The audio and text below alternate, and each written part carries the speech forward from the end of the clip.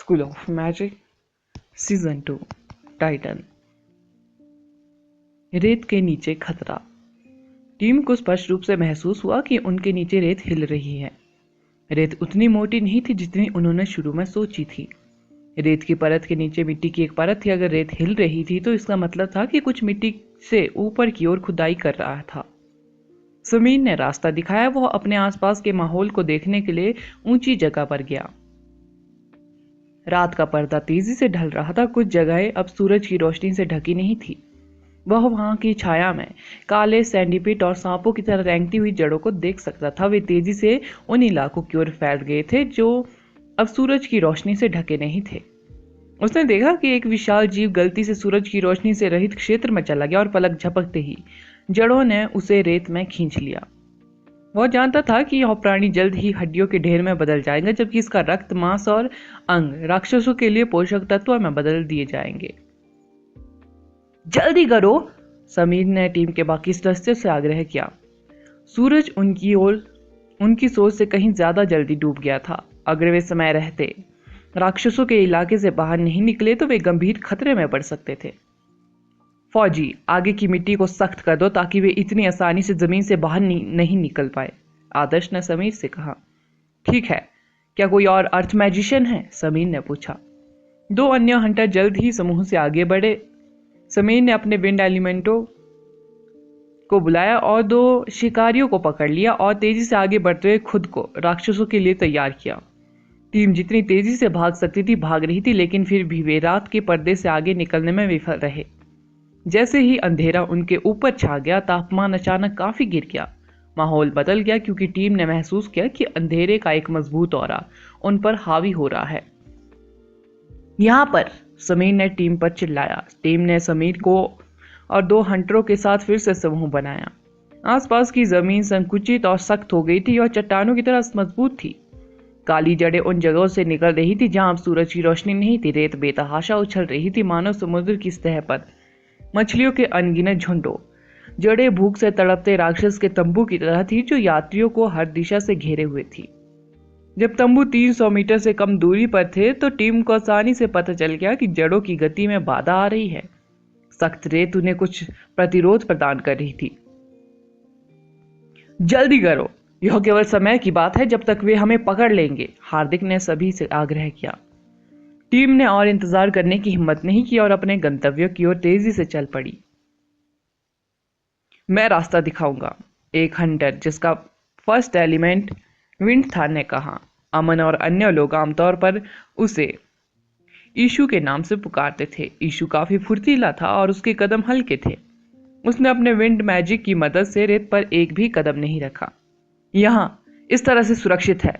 आदमी के पैरों के नीचे की रेत अचानक आसमान में उछली और फिर बारिश की तरह बरसने लगी। रेत की बारिश के बीच एक राक्षसी पेड़ उग आया जो एक भयानक जानवर की तरह लग रहा था। राक्षसी पेड़ रेत के नीचे अपनी शाखाओं और आपस में जुड़ी जड़ों का इस्तेमाल हमला करने के लिए कर सकता था। जड़ों और शाखाओं ने जल्द ही एक पिंजरा बना लिया जिसने ईशु को चारों तरफ से घेर लिया। ईशु ने अविश्वास में पलट कर देखा और पाया कि वह पिंजरे के कारण टीम से अलग हो चुका था।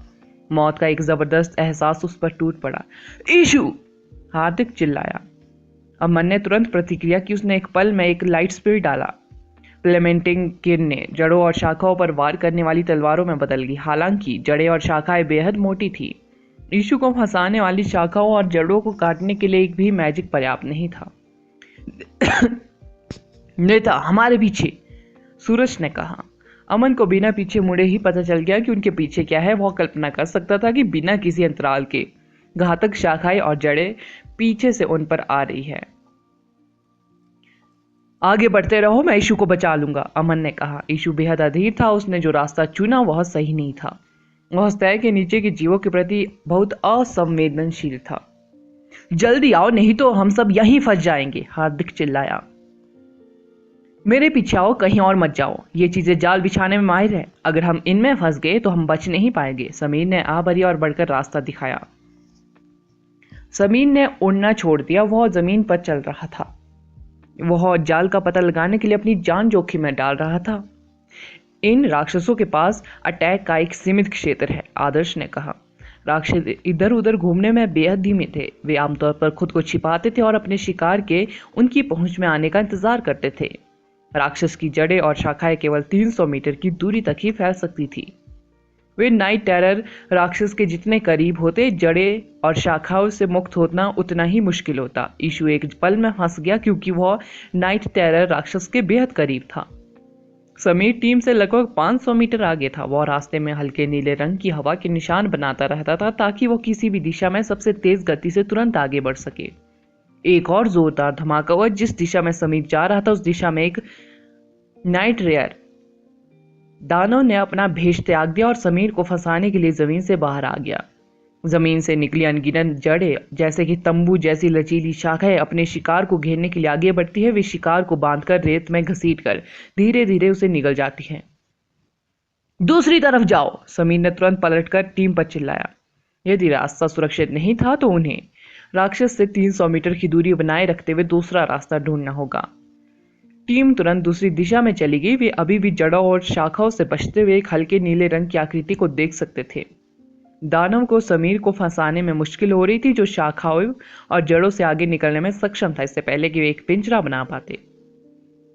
वो खुद ही इसे संभाल सकता है। चलो चलते हैं। ये राक्षस धीमे हो सकते हैं लेकिन एक बार जब वे हमें घेर लेते हैं तो हम खत्म हो जाते हैं, आदर्श ने चेतावनी दी। अच्छा, अब नेतृत्व कौन करेगा? सूरज ने कहा। उन्हें किसी ऐसे व्यक्ति की जरूरत थी जो उनका मार्गदर्शन कर सके। राक्षस बेहद चालाक थे। वे उस समय नहीं आते थे जब उनका शिकार उनकी पहुंच में होता था। वे केवल तभी आगे बढ़ते थे जब उनका शिकार इतना करीब होता था कि उसके भागने का कोई मौका नहीं होता था। ऐसे में किसी को यह पता लगाना था कि माइन कहाँ है, अन्यथा पूरी टीम खतरे में पड़ जाती। मैं जाऊंगी, स्माइरा ने कहा। कोई रास्ता नहीं। सूरज बोलने ही वाला था लेकिन स्माइरा पहले ही हवा के झोंके में बदल गई और आगे निकल गई। उसका पीछा करो, आदर्श ने आदेश दिया। टीम ने स्माइरा का तेजी से पीछा किया तथा उससे सुरक्षित दूरी बनाए रखी ताकि पूरी टीम राक्षसों की जाल में न फंस जाए। सूरज, तुम काफी निराशाजनक हो। हार्दिक ने उस महिला की ओर देखा जो अकेले आगे बढ़ गई थी और भरी। सूरज ने जब सवाल पूछा तो वह वास्तव में आदर्श को देख रहा था। वह लड़का उसके लिए एक आंख की किरकिरी बन गया था। वह बिना कुछ किए आदेश दे रहा था और लड़कियां अभी भी उसके साथ रहने को तैयार थी। उसे आश्चर्य हुआ कि स्माइरा ने स्वेच्छा से काम किया, जिससे सूरज एक अजीब स्थिति में आ गया। उन्होंने एक महिला को अपनी जान जोखिम में डालने दिया जबकि वह इतनी खूबसूरत महिला थी। अगर उसे कुछ भी होता है तो आप जिम्मेदार होंगे। जब हार्दिक ने सूरज से पूछा तो उसने बेचैनी से आदर्श पर दोष मढ़ दिया। आदर्श ने जवाब में मुस्कुराते हुए कहा, मैं पहले से ही उसके लिए जिम्मेदार हूं, इसलिए आप चिंता न करें। सूरज इस बात से और अधिक नाराज था कि आदर्श अभी भी मजाक करने के मूड में था। यहां सुरक्षित है, स्माइरा की आवाज आगे से आई। हार्दिक ने दूसरों को तुरंत उसकी ओर ले गया जहां स्माइरा थी। स्माइरा ने 500 मीटर आगे बढ़ने के बाद टीम को सूचित किया कि क्षेत्र सुरक्षित है। क्या यह लड़की विश्वसनीय है? 50 वर्ष के एक वृद्ध हंटर को संदेह होने लगा। यदि आपको उस पर भरोसा नहीं है तो आप ही उसका नेतृत्व कर सकते हैं, रेणु ने तुरंत कहा। आगे चल रहे व्यक्ति अपनी जान जोखिम में डाल रहा था। स्माइरा पहले से ही टीम के लिए अपनी जान जोखिम में डाल रही थी, फिर भी बूढ़े हंटर ने उसकी क्षमताओं पर सवाल उठाने की हिम्मत की। मैं सिर्फ टीम की खातिर पूछ रहा हूं, उसने हमसे कहा कि हम उस इलाके के सुरक्षित होने से पहले ही उसे पकड़ ले। मुझे यकीन है कि वह चाहती होगी कि हम उसके नजदीक रहे ताकि अगर वह किसी खतरे में हो तो हम उसके नजदीक रहे, बुजुर्ग हंटर ने दावा किया। हाँ, मुझे भी लगता है कि वह बेहद लापरवाह हो रही है, किसी और वृद्ध हंटर ने कहा। मुझे लगता है कि इस रास्ते से जाना बेहतर है। उसे कहो कि वह हमारे साथ फिर से जुड़ जाए, या वह जीवन और मृत्यु का मामला है।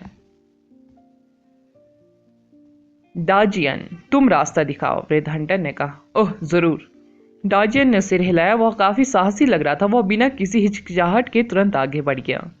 वह जिस दिशा में जा रहा था वह उनकी मंजिल के करीब थी। जब डाजियन करीब 100 मीटर आगे बढ़ गया तो स्माइरा ने तुरंत भुहें सिकोड़ ली। उसे बिल्कुल भी अंदाजा नहीं था कि इस दस्यों के बीच क्या हो रहा है। वह तुरंत चिल्लाई, उस तरफ मत जाओ। छोटी लड़की, क्या तुम हमें फंसाने की कोशिश कर रही हो? मेरा सेकेंड एलिमेंट अर्थ है। मैं जमीन के नीचे एक तेज हलचल महसूस कर सकता हूँ जहां तुम खड़ी हो। यह स्पष्ट है कि वहां नीचे कुछ है, बूढ़े हंटर ने कहा। स्माइरा चौंक गई। उसने जल्दी से अपने विचारों को इकट्ठा किया और कहा, यह सच है कि यहाँ एक डीमन है, लेकिन आप सभी ने सुना, वो हमें सीधे दानव की ओर ले जा रही है। चलो दाजियन का पीछा करते हैं। युवती, तुम्हें टीम के साथ फिर से जुड़ना चाहिए। अगर तुम आगे बढ़ती रहोगी तो तुम ऐसा नहीं कर पाओगी। हम आभारी है कि तुम अपनी जान जोखिम में डालने को तैयार हो, लेकिन तुम्हें अपनी सीमाएं भी पता होनी चाहिए, बूढ़े हंटर ने कहा। उस तरफ मत जाओ। स्मायरा का चेहरा पीला पड़ गया जब उसने देखा कि दाजियन किस दिशा में जा रहा था। वह तुरंत अपने गले की पूरी ताकत से चिल्लाई। School of magic season 2 next episode title रेगिस्तान में पहली रात। एक साथ 3 धमाके हुए जिससे हवा में रेत उछली। रेत की बारिश भी खतरनाक थी। जैसे ही डांजियन नामक मैजिशियन टीम से 200 मीटर दूर था, 3 विशाल नाइट टेरर दानव अचानक जमीन से बाहर निकले और उसे घेर लिया। जिस रेत का वे भेस के रूप में उपयोग कर रहे थे वह पूरी तरह से गायब हो गई, जिससे डांजियन के चारों ओर अनगिनत जड़ें दिखाई देने लगी जो भूखे कीड़ों की तरह उसके पैरों के नीचे रेंग रही थी। डांजियन बीच में खड़ा था और पूरी तरह से अचंभित था। उसने कभी भी इतनी भयानक चीज नहीं देखी थी। ईशु जिस जाल में फंस गया था उसमें अभी भी दरारें थी और सांस लेने की जगह थी। अमन अभी भी उसे बचाने में सक्षम था, भले ही उसे जमीन में घसीटा गया हो। हालांकि डार्जियन की स्थिति में उसने मूल रूप से नर्क के द्वार पर अपना पैर रख दिया था। यहां तक कि अमन के पास भी उसे बचाने का कोई मौका नहीं था। ब्लिंक! आदर्श पर एक चांदी की रोशनी चमक उठी, लेकिन उसने इसे बंद कर दिया जबकि वह अभी भी अपना मैजिक चला रहा था। जिस क्षेत्र में डार्जियन था वहां जड़ों और शाखाओं से क्षेत्र भरा हुआ था। अब आदर्श के लिए कोई रास्ता नहीं था जहां वह ब्लिंक करके उस आदमी को बचा सके। आदर्श को तब अच्छा नहीं लगा जब उसने डार्जियन के चेहरे पर अविश्वास और डर की आखिरी झलक देखी।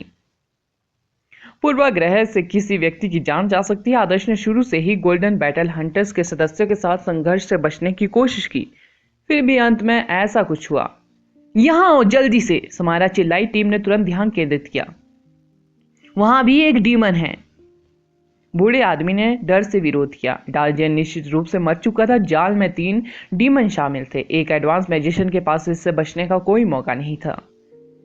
बूढ़े आदमी अपराध बोध से अभिभूत था, लेकिन वह अभी भी इसे स्वीकार नहीं कर सका। उसने तुरंत अपनी घृणा को स्मायरा की ओर मोड़ दिया। स्मायरा को इससे कोई खास परेशानी नहीं हुई। चलो, लेकिन वह मर चुका है, हम कुछ नहीं कर सकते। बाकी लोग स्मायरा की जगह पर पहुंच गए। स्मायरा को अभी भी कोई नुकसान नहीं पहुंचा था, जिसका मतलब था कि फिलहाल उनकी जगह सुरक्षित थी। जब टीम स्मायरा के साथ फिर से इकट्ठा हुई तो उनके नीचे की रेत बेचैन थी। टीम चौंक गई, लेकिन जैसे ही उनके दिल डर से भर गए, स्मायरा ने एक गहरे हरे रंग की रोशनी उत्सर्जित करना शुरू कर दिया। दानव की जड़ें रेत से बाहर निकल आई। इसकी शाखाएं बेतहाशा हिल रही थी और टीम को जमीन में घसीटने की कोशिश कर रही थी। हालांकि एक गहरे हरे रंग का दानव वृक्ष दिखाई दिया। इसकी शाखाएं डीमन की शाखाओं और जड़ों से उलझ गई, जिससे प्राणी टीम पर अटैक करने से बच गया। राक्षस वृक्ष की शाखाएं दानव की जड़ों और शाखाओं से संख्या में कम थी, लेकिन इसकी शाखाएं अविश्वसनीय रूप से मजबूत थी। टीम को आगे बढ़ने में कोई परेशानी नहीं हुई। उन्हें बस अलर्ट रहने की जरूरत थी। आगे सब सुरक्षित है। स्मायरा शांत रही और दानव वृक्ष को नियंत्रित कर रही थी, दानव को दूर रख रही थी। सख्त और भावशून्य बनी हुई थी। दूसरे लोग आसानी से बता सकते थे कि वह गुस्से में थी, फिर भी उसने अपना संयम नहीं खोया। टीम आगे बढ़ती रही। अब तक रास्ता सुरक्षित था।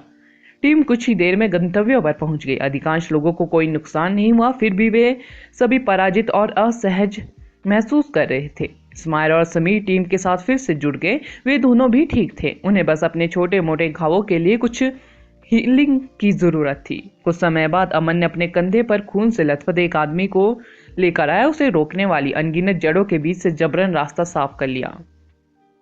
एक सुपर मैजिशियन के रूप में वह एकमात्र व्यक्ति था जो राक्षसों के बीच से अपना रास्ता बना सकता था। वह थोड़ा थका हुआ लग रहा था, लेकिन उसकी आंखों में राहत की झलक थी। ईशु मरा नहीं था और मौत के मुंह से बच गया था। कितनी राहत की बात है, मैं उसे बचाने में कामयाब रहा। अमन ने ईशु को जमीन पर लिटा दिया, जिससे टीम के हीलर को उसके घावों का इलाज करने का मौका मिल गया। ईशु को ज्यादातर शारीरिक चोटें लगी थी। उसकी जान को कोई खतरा नहीं था। एक हीलर के साथ वह आसानी से 1 घंटे के भीतर ठीक हो सकता था। अमन ने चारों ओर देखा और मुस्कुराते हुए कहा, आप सभी इतने उदास क्यों दिख रहे हैं?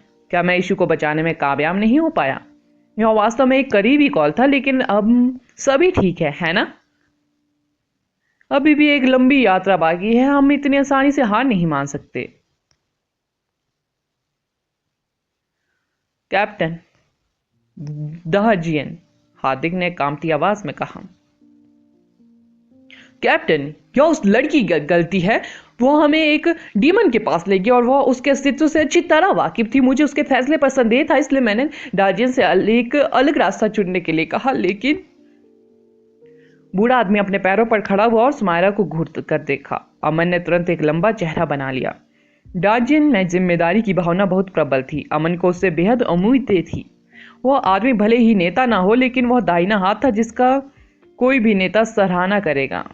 अमन ने कभी नहीं सोचा था कि जब वह खतरे में पड़े एक व्यक्ति को बचाने की पूरी कोशिश कर रहा था तो एक और व्यक्ति की मौत हो जाएगी।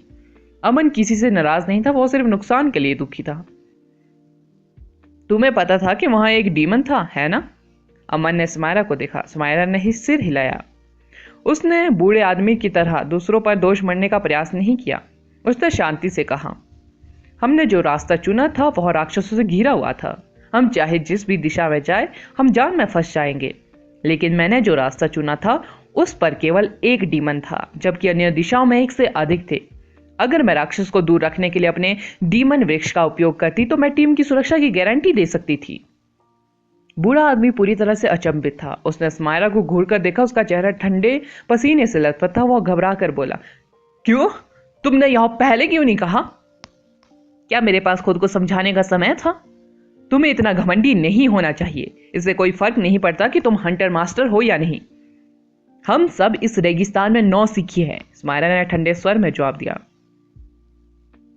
बूढ़े आदमी, तुम्हें टीम के लिए अकेले निर्णय नहीं लेना चाहिए था, हार्दिक ने आह भरी।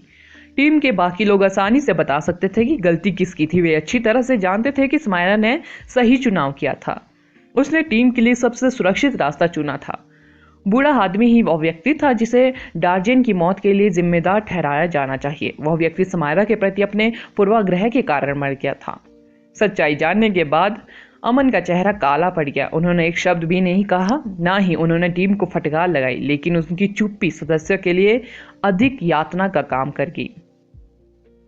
चलो थोड़ा आराम करें और आगे की यात्रा के लिए खुद को तैयार करें, अमन ने थोड़ी देर बाद कहा। कैप्टन, डार्जियन के परिवार, मैं उनका ख्याल रखूंगा। बूढ़े आदमी की आंखों में से आंसू बह रहे थे। वे अंततः उसके गालों पर बह गए। वह अपराध बोध और पश्चाताप से भर गया था। यह आपकी गलती नहीं है। आपने उसे मौत के मुंह में नहीं धकेला, उसने खुद ही और रास्ता चुना था, अमन ने कहा। लेकिन कैप्टन, बस ज्यादा सावधान रहे और तर्कसंगत रहे। हर कोई यहाँ आकर अपनी जान जोखिम में डाल रहा है। कोई भी मरना नहीं चाहता। दूसरों को नीचा मत समझो। जब आप उनकी उम्र के थे तो आपने सुरक्षित क्षेत्र से बाहर निकलने की हिम्मत भी नहीं की, लेकिन वो हमारे देश की सबसे खतरनाक जगहों में से एक पर आने के लिए इतने बहादुर हैं। आपको उनकी उम्र के कारण उन्हें कम आंकने का कोई अधिकार नहीं है, अमन ने कहा। मैं समझता हूं, मुझे खेद है, बूढ़े आदमी ने कहा। रेगिस्तान में पहली रात को ही टीम ने किसी को खो दिया था। वे डार्जियन के अवशेष भी नहीं निकाल पाए। उनके पास उसे रेत से के नीचे छोड़ने के अलावा कोई विकल्प नहीं था। रात में रेगिस्तान बेहद ठंडा था, जो दिन की गर्मी से बिल्कुल विपरीत था। साफ आसमान सितारों से भरा हुआ था। आदर्श रेणु के पास गया। लड़की रात के आसमान को घूर रही थी, अपने विचारों में डूबी हुई। तुम यहाँ क्यों हो? तुम पहले ही देख चुकी हो कि यह जगह कितनी खतरनाक है। मैं अभी तुम्हारी सुरक्षा की गारंटी नहीं दे सकता, आदर्श ने कहा। आदर्श डार्जियन नामक हंटर को बचाना चाहता था। दूसरों के विपरीत वह खुद को बहुत ज्यादा नहीं समझता था। दुर्भाग्य से राक्षस उससे बेहद तेज थे। उसके पास उस आदमी को बचाने का कोई मौका भी नहीं था। मैं सिर्फ रेगिस्तान का अनुभव करने आई हूं, रेणु ने जवाब दिया। रेगिस्तान का अनुभव? तुम्हें लगता है कि तुम्हारा जीवन एक मजाक है? आदर्श ने नाक भुएं सी कोड़ी। राष्ट्रीय टीम ने ट्रेनिंग के लिए दुनिया भर में यात्रा करते समय अपेक्षाकृत सुरक्षित रास्ता अपनाया था, लेकिन यह कलामा रेगिस्तान बेहद अधिक खतरनाक था। यहां तक कि एक हंटर मास्टर भी पलक झपकते ही मर सकता था। मेरा एक भाई था जो रोमांच पर जाना पसंद करता था। उसे प्राचीन खंडरों से बेहद लगाव था। मुझे अभी भी समझ में नहीं आता कि चाकू की धार पर चलने का रोमांच शहर में अपने परिवार के साथ एक शांत जीवन जीने से बेहतर क्यों है, रेणु ने आ भरते हुए कहा। तो आप भी रोमांच का अनुभव करने आई हैं? यह आपकी बहुत भोली भाली बात है। हर कोई अलग होता है। कुछ लोग सोचते हैं कि किनारे पर रहना उतना ही रोमांचक है जितना पहली बार में प्यार में पड़ना। उन्हें जो रोमांच मिलता है वह प्यार करने से ज्यादा सुखद होता है। यह बिल्कुल स्पष्ट है कि आपका भाई उस तरह का व्यक्ति है, लेकिन आप नहीं हैं, आदर्श ने कहा। रेणु ने हंसते हुए कहा और आदर्श को धक्का दिया। क्या तुम अपनी बात पर ध्यान नहीं दे सकते? मैं यहाँ खुद एक दुखद बात कह रही हूँ, आदर्श ने कहा। दुखी होने का क्या मतलब है? यह नहीं कि आप दुखी दिखे, आप अभी भी चुटकुले बना सकती है और हंस सकती है। चलो इसकी बात करें तो तुम मुझे कभी कभी मेरे भाई की याद दिलाते हो। रेणु को बहुत अच्छा लगा। इसमें कोई आश्चर्य नहीं कि तुम मुझसे इतनी प्यार करती हो, आदर्श ने कहा। मैं खुद को खतरे में डालने और किनारे पर रहने की आपकी जिद की बात कर रही हूँ। यह वैसा ही है जैसा मेरा भाई था, रेणु ने कहा। मैं वास्तव में अपने जीवन को बहुमूल्य समझता हूँ, आदर्श ने कहा। लेकिन आप इसे किसी अधिक महत्वपूर्ण चीज के लिए त्याग सकते हैं, है ना? रेणु हंसी। शायद जीवन अनमोल है, सचमुच। आपके भाई ने सफलतापूर्वक मौत की तलाश कहाँ की? आदर्श ने कहा। मैं अभी भी तलाश कर रही हूँ। यह रेगिस्तान में कहीं होना चाहिए, या यह कोई और जगह हो सकती है। पिछली बार जब मैंने उसे देखा था तो उसने बताया था कि कैसे उसे सबसे शक्तिशाली पुराने जानवर से संबंधित खंडर मिले थे। रेणु ने उसे बताया। अगला एपिसोड जानने के लिए बने रहे मेरे इस चैनल के साथ। Thank you.